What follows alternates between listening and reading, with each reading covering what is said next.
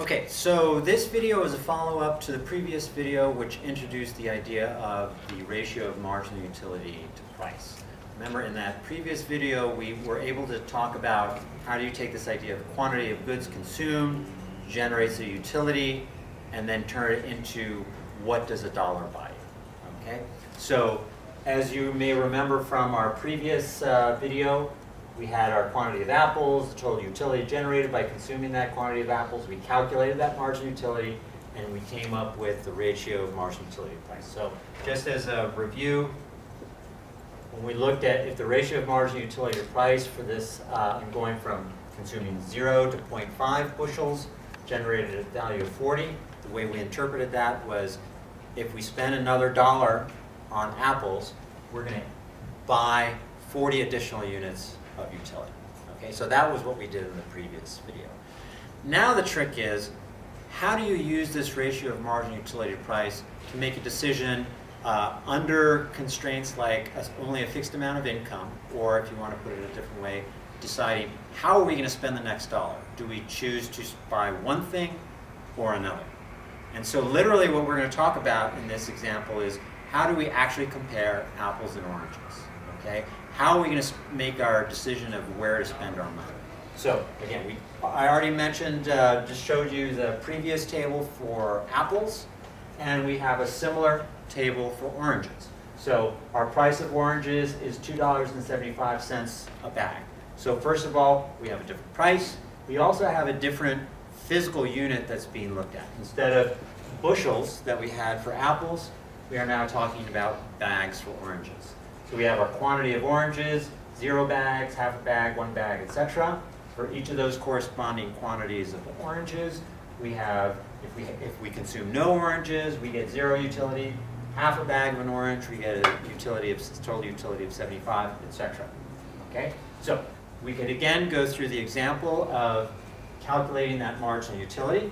So if we were looking at the marginal utility of going from 0 to 0.5 bags of oranges, we'd say 75 minus 0, the change in the total utility, divided by 0.5 minus 0, the change in the quantity, and the number we would end up with is 150.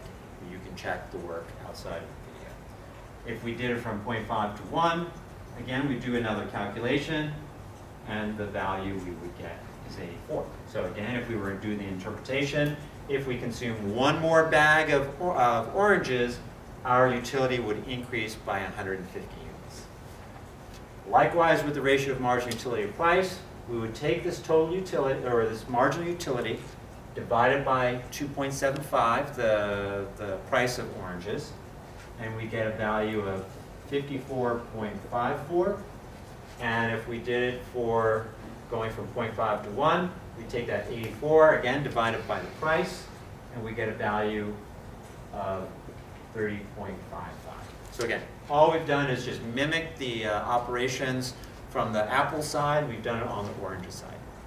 So now the next trick is to figure out how do we make a decision using this information. In particular, how do we use the ratio of marginal utility to price to figure out what we should do? So let's just start from an example of we're not consuming any apples or oranges. So we're at 0 and 0. And our question is, where should we spend our first dollar? Okay, so since we're starting at zeros and we've calculated the marginal utility and used it to generate the marginal utility, ratio of marginal utility to price, we already have the measure that we need. So when we are consuming no apples and then consuming some more, then the ratio of marginal utility to price is telling us $1 will buy us 40 additional units of utility. So how does that compare with oranges? Well, again, we've already done all the calculations. So again, if we do the interpretation, this is telling us if we spend another dollar, an additional dollar on oranges, our utility should go up 54.54 units of utility. So the question is, which one do we choose? Well, $1 spent on apples only buys us 40 units of utility, but $1 spent on oranges buys us 54.54 units of utility. So obviously, we want to spend that first dollar on oranges. Okay? So it's a good practice.